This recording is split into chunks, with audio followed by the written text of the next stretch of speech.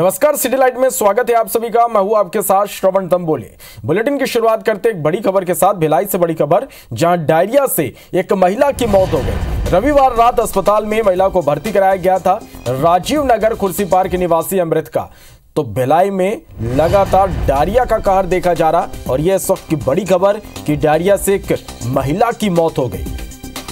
रविवार को अस्पताल में महिला को भर्ती कराया गया था और इलाज के दौरान मौत हुई है। राजीव नगर खुर्सीपार की निवासी है मृतक महिला। तो लगातार यहां भिलाई में डायरिया का प्रकोप देखा जा रहा। मरीजों की संख्या लगातार यहां बढ़ती हुई अब डायरिया डराने लगा है। एक महिला की मौत हो गई है। राजीव नगर खुर्सीपार की निवासी मृतक महिला। आपको बता दें कि महिला को अस्पताल में भर्ती कराया गया था रविवार को, और इलाज के दौरान महिला ने दम तोड़ दिया। बढ़ते आगे रायपुर से बड़ी खबर, जहां साय सरकार की पहली बड़ी प्रशासनिक सर्जरी। सीएम के 3 नए ओएसडी और एक निज सहायक की नियुक्ति की गई है। Doctor Subhash Singh, doctor Ravikant Mishra CM के ओएसडी बने। उमेश अग्रवाल भी सीएम के ओएसडी बनाए गए हैं। दीपक अंगारे को सीएम के निज सचिव उन्हें बनाया गया। पी दयानंद सीएम के सचिव बनाए गए। सीएम सचिव पद से 5 अधिकारी मुक्त कर दिए गए। सुब्रत साहू सीएम के अपर मुख्य सचिव पद से मुक्त हुए। अंकित आनंद सीएम सचिव पद से मुक्त हो गए हैं। सिद्धार्थ कोमल परदेशी सीएम सचिव पद से भी मुक्त हो गए। एस भारतीदासन सीएम सचिव पद से उनको मुक्त किया गया। डीडी सिंह सीएम सचिव पद से ये भी मुक्त हुए हैं। सामान्य प्रशासन विभाग ने इसके लिए आदेश जारी कर दिया है। तो साय सरकार की ये पहली बड़ी प्रशासनिक सर्जरी है। सीएम के 3 नए ओएसडी और एक निज सहायक की नियुक्ति की गई है। Doctor Subhash Singh, doctor Ravikant Mishra CM के ओएसडी बने हैं। उमेश अग्रवाल भी सीएम के ओएसडी बनाए गए। सीएम दीपक अंगारे सीएम के निज सचिव, निज सहायक उनको बनाया गया। पी दयानंद सीएम के सचिव बने। सीएम सचिव पद से 5 अधिकारी मुक्त हुए हैं। सुब्रत साहू सीएम के अपर मुख्य सचिव पद से उनको मुक्त किया गया। इसके साथ ही अंकित आनंद सचिव पद से मुक्त हुए। सिद्धार्थ कोमल परदेशी सीएम सचिव पद से इनको भी मुक्त कर दिया गया। एस भारतीदासन सीएम सचिव पद से मुक्त हुए हैं। डीडी सिंह सीएम सचिव पद से इनको भी मुक्त किया गया। सामान्य प्रशासन विभाग ने आदेश जारी कर दिया।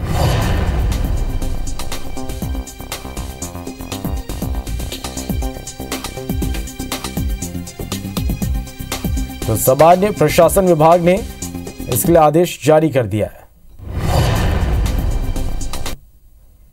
तो साय सरकार की यह पहली बड़ी प्रशासनिक सर्जरी है। सीएम के 3 नए ओएसडी और एक निज सचिव की नियुक्ति हुई है। Doctor Subhash Singh, doctor Ravikant Mishra CM के ओएसडी बने हैं।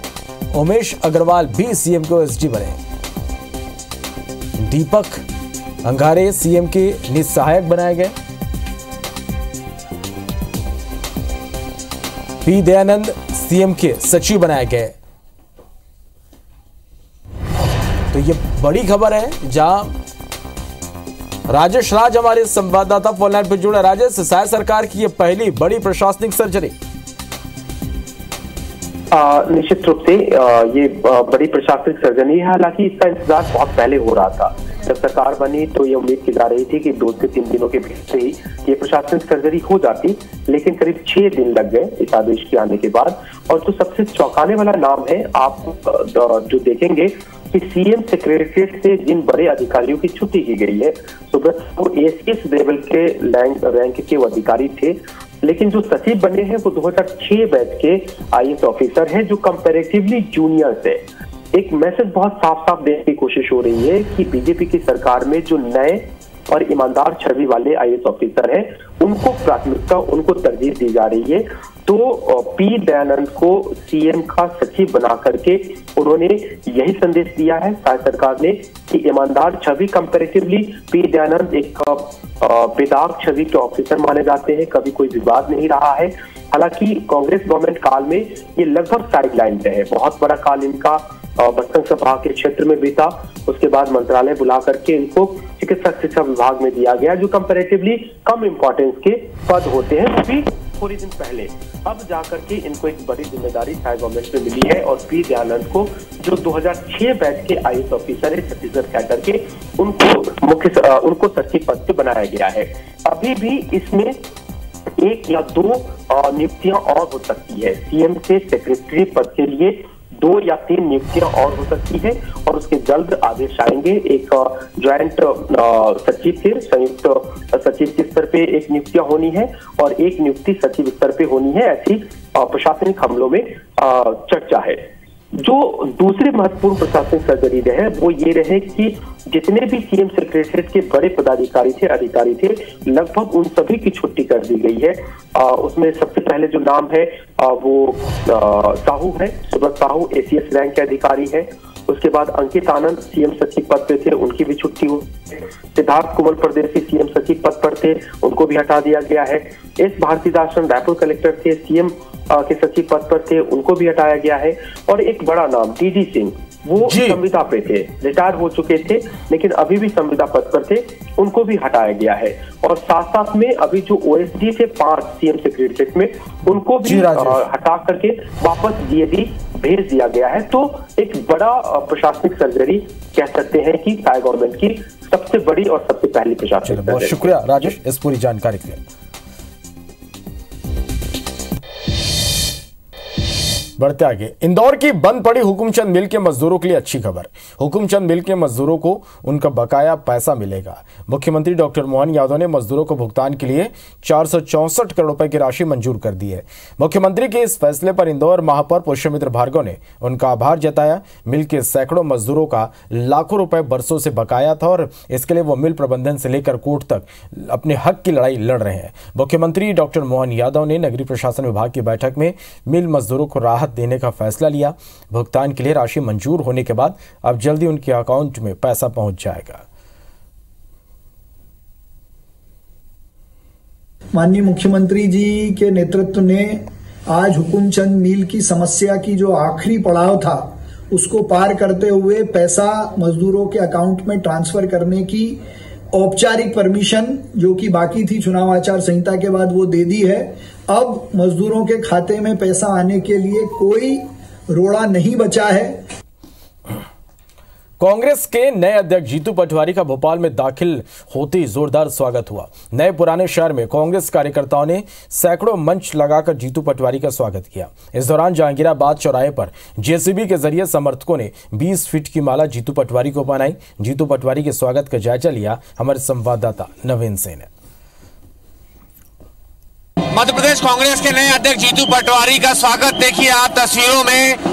JCB से उनको माला पहनाई जा रही है, 20 फीट की माला है और JCB से पहनाई जीतू पटवारी को पहनाई जा रही है। आप तस्वीरों में देखिए JCB है और ये 20 फीट की माला जीतू पटवारी, उमंग सिंगार और कांग्रेस विधायक आरिफ मसूद, हेमंत कटारे, ये सभी कांग्रेस के युवा चेहरे हैं। पूरी कांग्रेस की कमान युवा हाथों में आला कमान ने सौंप दी है। देखिए ये जीतू पटवारी के भव्य स्वागत की तस्वीरें हैं। तो ये कुछ शानदार तस्वीरें हैं जीतू पटवारी के स्वागत की। भोपाल शहर में मध्य प्रदेश कांग्रेस अध्यक्ष बनने के बाद पहली दफा वो भोपाल पहुंचे हैं। देखिए 20 फीट की माला है। जहांगीराबाद चौराहे पर कांग्रेस के कार्यकर्ता किस तरीके से स्वागत उनका कर रहे हैं। JCB से जब से जीतू पटवारी राजधानी भोपाल में एंटर हुए हैं उनका जगह जगह स्वागत हो रहा है। कांग्रेस को उम्मीद है कि जीतू पटवारी और उनकी यूथ ब्रिगेड बड़ा कमाल अगले लोकसभा चुनाव में करेगी। कैमरामैन रमेश के साथ नवीन सिंह, IBC 24 भोपाल।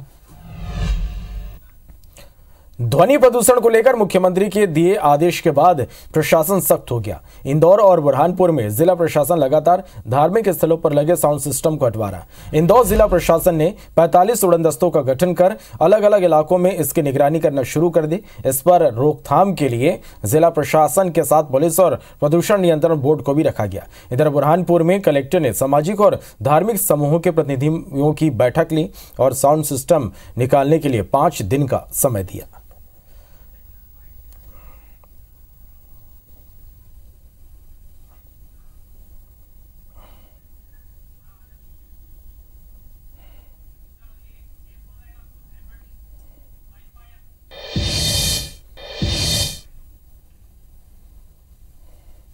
एक उड़नदस्ता दल है ना हम लोग ने किया। टोटल पूरी ज़िले में 45 पोलिंग स्टेशन है, उसके आधार पर 45 उड़नदस्ता दल है ना बनी हुई है। उसमें तहसीलदार, थाना प्रभारी और पोल्यूशन कंट्रोल बोर्ड का हमारे 6 अधिकारी का इसमें ना बांटा हुआ है। हम पहले है ना मतलब उनको समझाइश दे रहे हैं, मतलब लगातार उनसे बातचीत कर रहे हैं। एक स्वच्छता से मतलब है ना हमें ध्वनि प्रदूषण को है ना कम करने की दिशा में ना हम लोग ना आगे बढ़ रहे हैं। 5 दिन का समय उनको दिया है कि 5 दिन के भीतर जो है जिन्होंने विधिवत अनुमति प्राप्त नहीं की है वो अनुमति प्राप्त करें। सभी अधिकारी इसमें जो है सक्षम प्राधिकारी हैं और वो अनुमति दे सकते हैं, मिल जाएगी अनुमति। डेसिबल नापने के लिए हमने जो है उड़नदस्ते को एक यंत्र उपलब्ध कराना है और वो लेकर के जाएंगे और उसके बाद जांच करके सामने उनको दिखाएंगे। धार्मिक समुदाय के जो धर्मगुरु थे उन लोगों की बैठक और जन सामान्य के भी प्रमुख लोगों के साथ में जो बैठक आयोजित की, उसके बहुत अच्छे परिणाम है। और जगह जगह सभी लोग स्व प्रेरणा से आगे बढ़ के अपने ऐसे यंत्र स्पीकर जो अधिक मात्रा में लगे हुए हैं उसको हटा भी रहे हैं और वॉइस वगैरह भी, उसका वॉल्यूम भी कम कर रहे हैं। और पुलिस और उसके समन्वय से ये सारी कार्रवाई बहुत प्रभावी रूप से चल रही है। हमारे जिले में अभी तक कम से कम 50 से 60 ऐसी जगह पे लोगों ने अपनी प्रेरणा से कार्रवाई भी की है। मध्य प्रदेश में खुले में बिक रहे मांस मछली पर प्रतिबंध लगाने के निर्देश पर हरदा और सिंगरौली में प्रशासन सख्त है। हरदा नगर पालिका में 38 मांस मछली के दुकानों को चिन्हित कर नोटिस दिया गया और सभी दुकानों को बंद कराया गया। आदेश का पालन नहीं करने पर पालिका की टीम ने कड़ी कार्रवाई करने की चेतावनी दी। वहीं सिंगरौली में खुले में मांस मछली बेचने वाले दुकानदारों को नोटिस दिया जा रहा और खुले में मांस मछली नहीं बेचने की चेतावनी दी जा रही है।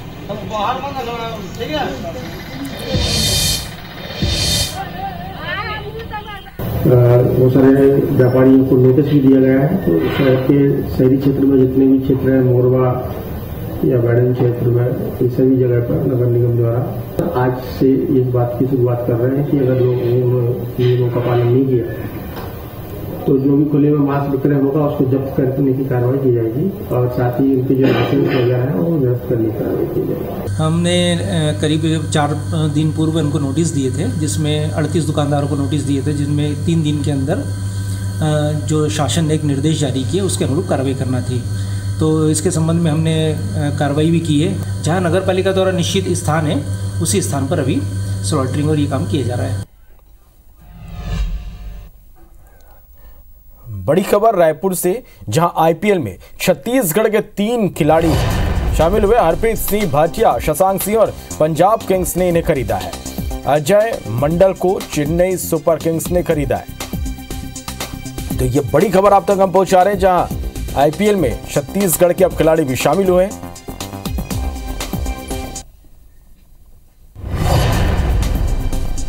आईपीएल में छत्तीसगढ़ के 3 खिलाड़ी अब खेलेंगे। हरप्रीत भाटिया, शशांक सिंह को पंजाब किंग्स ने खरीदा है। इसके साथ ही अजय मंडल को चेन्नई सुपर किंग्स ने खरीदा, यानी Ajay Mandal Chennai super Kings team में शामिल हो गए। रायपुर में कलेक्टर एसएसपी ने अहम बैठक ली। बैठक में दोबारा अतिक्रमण अभियान चलाने पर चर्चा हुई। बैठक में शहर में लॉ एंड ऑर्डर पर भी चर्चा हुई। कलेक्टर ने दोबारा अतिक्रमण पर कार्रवाई के निर्देश दिए। शहर में एक्टिव गुंडा बदमाशों पर अभियान चलाने के निर्देश दिए। बैठक में एडीएम, एसडीएम, सीएसपी समेत पुलिस अफसर मौजूद रहे।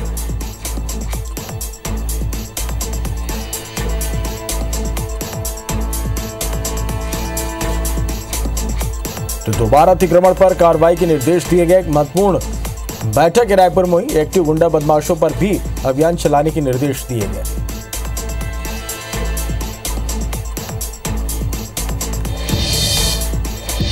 श्योपुर के बाजार में आज उस वक्त अफरा तफरी मच गई जब कुछ नकाबपोश बाइक सवार लोग एक व्यापारी के घर में घुसकर मारपीट करने लगे। बदमाशों ने पास की दुकान में तोड़फोड़ की, जिससे नाराज व्यापारी पुलिस थाने पहुंच गए। पुलिस ने एक महिला समेत 5 आरोपियों को गिरफ्तार किया। साथ ही 5 आरोपियों की तलाश की जा रही। बताया जा रहा है कि बाइक सर्विस की लेबर चार्ज को लेकर विवाद हुआ था, जिसके बाद नकाबपोशों ने तोड़फोड़ की।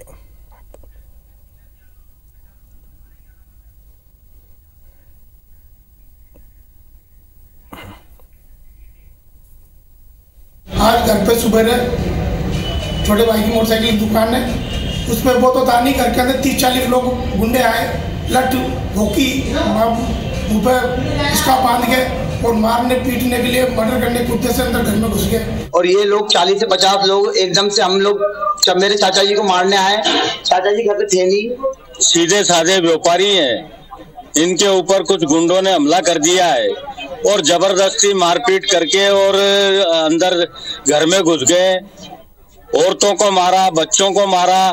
आए और इनने मारपीट की है, दुकान में घुस के तोड़फोड़ की, जिस पे से हम लोगों ने तत्काल एक्शन लिया है और उसमें FIR की जा चुकी है और प्रॉपर धाराएं लगाई गई हैं और इनको बिल्कुल गिरफ्तार करके जेल भेजा जाएगा। ये अभी ज्ञात उनमें 5 नाम है और 5-6 लोगों के अज्ञात में नाम है। छत्तीसगढ़ में IBC 24 की खबर का एक बार फिर बड़ा असर हुआ। उत्तर प्रदेश के बागपत जिले में मैनपाट के पहाड़ी कोरवा जनजाति के मजदूरों को बंधक बनाने की खबर IBC 24 ने प्रमुखता से दिखाई, जिसके बाद जिला प्रशासन ने त्वरित कार्रवाई करते हुए उत्तर प्रदेश के बागपत में फंसे उन 4 मजदूरों को सकुशल वापस ले आए। बता दें कि इन मजदूरों को गन्ने के खेत में काम करने के नाम पर लेकर ले जाया गया था और 6 से 8 हजार रुपए महीने में वेतन देने का वादा था, लेकिन इन मजदूरों को काम के बदले पैसे नहीं दिए जा रहे थे और वापस मजदूरों को घर आने नहीं दिया जा रहा था। जिसके बाद मजदूरों ने वीडियो बनाकर आप बीती बताई। वीडियो के माध्यम से प्रशासन ने मदद से गुहार लगाई गई, जिसकी खबर IBC 24 ने प्रमुखता से दिखाई और मजदूरों की बात प्रशासन तक पहुंचाई। जिसके बाद अंबिकापुर जिला प्रशासन ने बागपत जिला प्रशासन से संपर्क साधा और मजदूरों को सकुशल वापस लेकर पहुंचे।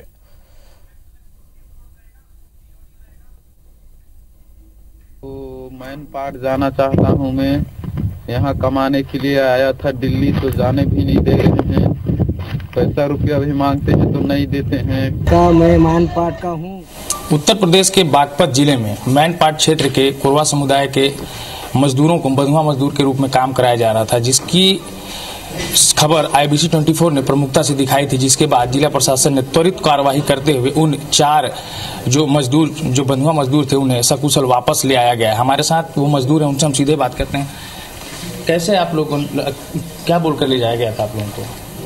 हम लोग को लेकर आया गया था कि काम करवाएंगे वहाँ, आ जाओ ऐसे बोला था वो।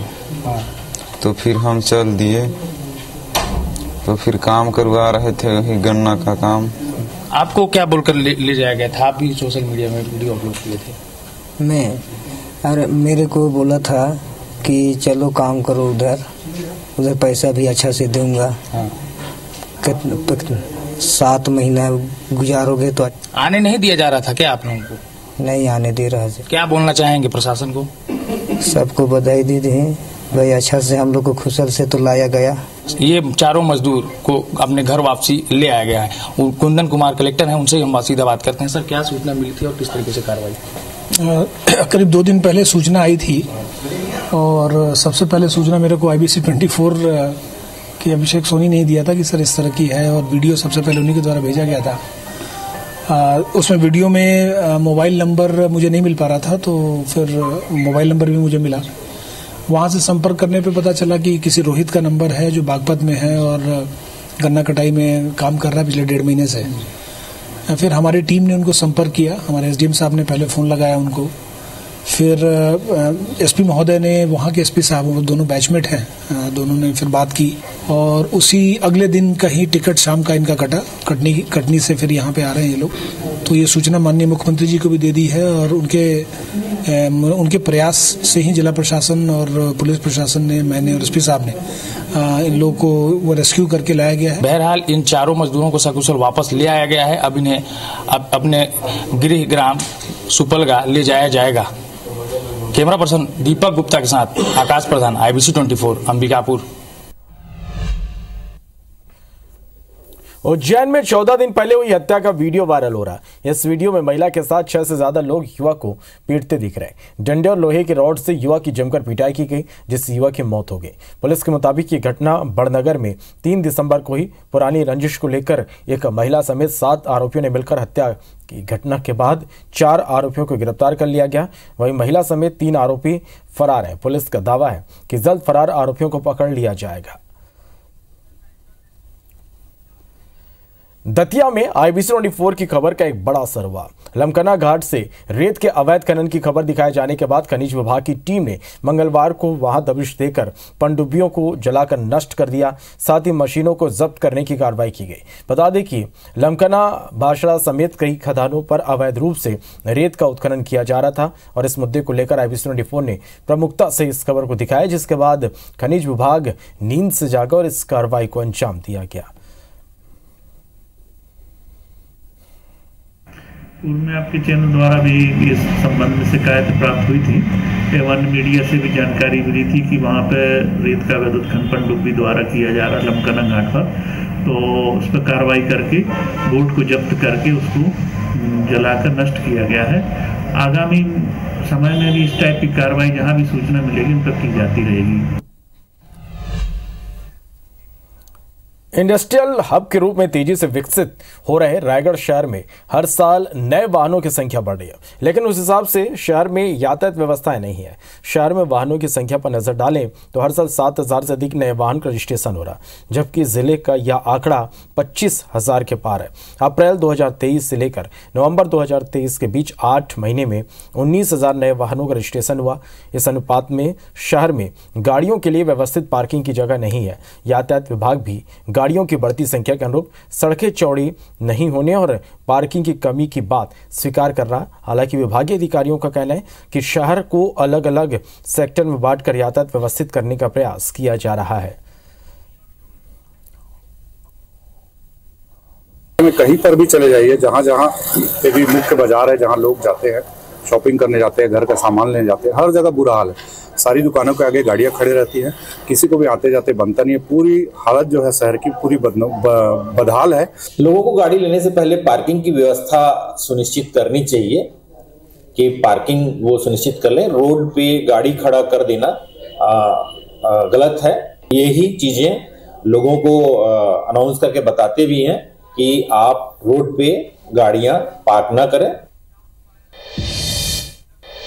छत्तीसगढ़ हाईकोर्ट ने बिलासपुर के 2 मामलों को स्वतः संज्ञान लेकर सुनवाई की। पहला मामला तोरवा स्थित दुमानी सरकारी स्कूल का है, जहां 3री कक्षा का छात्र मध्याह्न भोजन के लिए बन रही खीर में गिर गया। इसमें बच्चे का हाथ सहित शरीर का अन्य हिस्सा झुलस गया, जिस पर शिक्षकों ने बच्चे को अस्पताल ले जाने के बजाय घर भेज दिया। हाईकोर्ट ने इस प्रकरण को स्वतः संज्ञान लिया। चीफ जस्टिस रमेश सिन्हा ने बिलासपुर कलेक्टर को नोटिस जारी कर शपथ पत्र में जवाब मांगा। मामले की अगली सुनवाई 13 जनवरी को होगी। दूसरा मामला सिरगिट्टी का है, जहां सघन इलाके में खाली जमीन पर कारखानों के बचे अवशेष जलाने से हो रहे प्रदूषण पर हाईकोर्ट ने इसे भी स्वतः संज्ञान लिया। कोर्ट ने इसे जनहित याचिका के रूप में स्वीकार कर सुनवाई शुरू करते हुए राज्य शासन के मुख्य सचिव को नोटिस जारी कर शपथ पत्र पर जवाब मांगा है। अगली सुनवाई 9 जनवरी को रखी गई है। मीडिया की खबरों पर चीफ जस्टिस रमेश सिन्हा ने स्वयं संज्ञान लेकर रजिस्ट्री हाईकोर्ट रजिस्ट्री धुएं के प्रदूषण और प्रदूषित अपशिष्ट खाने से मवेशियों की मौत पर PIL दर्ज करने के निर्देश दिए हैं। विदिशा में अपने चाचा की पेंशन को लेकर एक भतीजे ने अनूठे ढंग से प्रदर्शन किया। शिवम जादव ने पहले महात्मा गांधी को माल्यार्पण कर धरना दिया और फिर अर्धनग्न अवस्था में शहर की सड़कों से होते हुए ढोल नगाड़ों के साथ जनसुनवाई में कलेक्टर जाप पहुंचे। जाप ने 75 वर्षीय चाचा की पेंशन और PPO जारी करने की मांग की। शिवम जादव ने बताया कि उनके चाचा सुरेंद्र सिंह ग्यारसपुर के ग्राम मड़ी में शिक्षक के रूप में पदस्थ थे। 2010 में रिटायर्ड होने के बाद से लेकर अब तक उनकी पेंशन जारी नहीं हुई है। मामले को लेकर उन्होंने पेंशन शाखा के प्रभारी रुपेंद्र सिंह मरावी पर लापरवाही का आरोप लगाया। 2010 में रिटायर हुए थे और आज लगभग 13 साल हो चुके हैं और उनकी उम्र 75 वर्ष है। अस्वस्थ हैं, वो भोपाल में एडमिट हैं, उनका इलाज चल रहा है। वो विगत 1 साल से पेंशन कार्यालय के चक्कर लगा के परेशान हैं। उनको या कभी यहाँ कभी वहाँ भटकाया जा रहा है। आजकल पूरा जो PPO जारी होता है वो कंप्यूटराइज हो गया है और ऑनलाइन जारी होता है। इनकी सर्विस पुरानी थी, जिस वजह से हमने संचालय को मार्गदर्शन के लिए भेजा है कि इनका PPO कैसे जारी किया जाए, ऑफलाइन मोड पे होगा या ऑनलाइन मोड पे होगा। उधर से मार्गदर्शन मिलने के उपरांत ही हम इनके PPO जारी करने की कार्रवाई कर सकेंगे। मध्य प्रदेश के खंडवा जिले में स्थित पर्यटन केंद्र हनुमंतिया टापू में 8वां जल महोत्सव 20 दिसंबर से शुरू हो रहा। आयोजन 20 फरवरी 2024 तक यानी 2 महीने तक चलेगा। आयोजन को लेकर पर्यटन विभाग की ओर से अधिकृत कंपनी ने तैयारियां पूरी कर ली है। बैक वाटर के किनारे पर्यटकों के ठहरने के लिए 103 कॉटेज की टेंट सिटी तैयार की जा चुकी है। वाटर स्पोर्ट्स के लिए भी पूरी तैयारी है। इवेंट कंपनी बीते 1 महीने से जल महोत्सव को लेकर जरूरी तैयारियां कर रही है और आने वाले पर्यटकों के लिए रोमांचक गतिविधियों का इंतजाम किया जा रहा। हनुमंतिया में जल महोत्सव के दौरान बनाना राइडिंग, जलपरी boat riding, para motoring, parasailing, hot air balloon और वॉल क्लाइंबिंग जैसी कई एक्टिविटी और एडवेंचर गेम होते हैं। इन एक्टिविटीज में इस बार island cruise, speed boating, swim bridge, sky cycling या जिप लाइन साइकिलिंग भी करवाई जाएगी। हाउस बोट भी चलाने जा रहे हैं। हाउस बोट में कुछ लोग अगर अपनी किटी पार्टीज करना चाहें, कुछ बर्थडे पार्टीज करना चाहें, तो जैसे भी अगर मौसम ठीक रहता तो वो पार्टीज और वो इन सबको भी ऑर्गेनाइज किया जाएगा। इसके अलावा हम लोग दिसंबर बोनंजा भी हमने चलाया हुआ है। अभी दिसंबर में कोई लोग बुकिंग कर रहे हैं तो उनको डिस्काउंट भी हम ऑफर कर रहे हैं। तो हमारी पूरी कोशिश है कि हम जो भी कस्टमर्स आए उनको पूरा बेस्ट से बेस्ट एक्सपीरियंस दें। जैसा कि मध्य प्रदेश शासन से जो डेट डिक्लेयर हुई है वो 20 दिसंबर से 20 फरवरी तक होना तय हुआ है।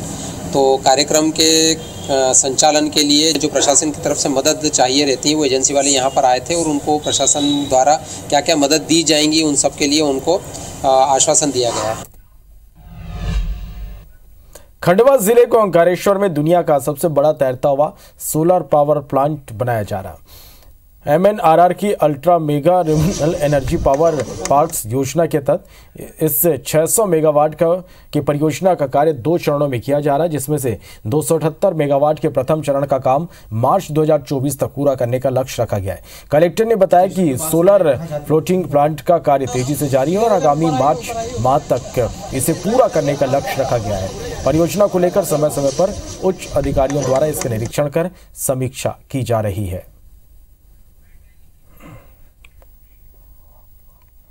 ओमकारेश्वर में जो अपना फ्लोटिंग सोलर प्लांट का प्रोजेक्ट चल रहा है, इसमें 3 एजेंसियां हैं जिनके माध्यम से 3 अलग अलग साइटों पर सोलर प्लांट इंस्टॉलेशन का काम चल रहा है। यही टाइमलाइन दिया है कि मिड मार्च तक उसको 270 मेगावाट का जो इंस्टॉलेशन करके विद्युत उत्पादन प्रारंभ कर देना है।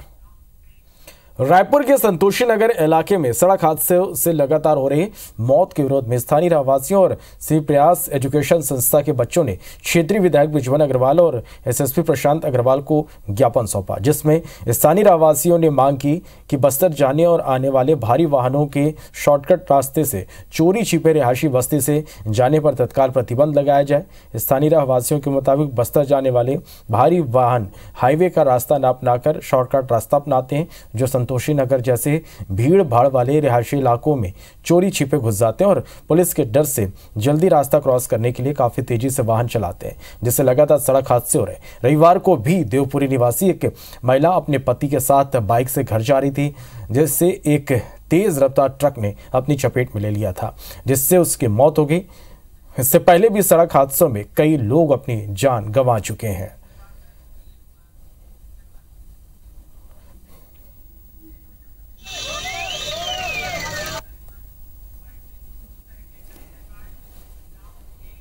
तो इसी के साथ फिलहाल इस बुलेटिन में इतना है। नमस्कार।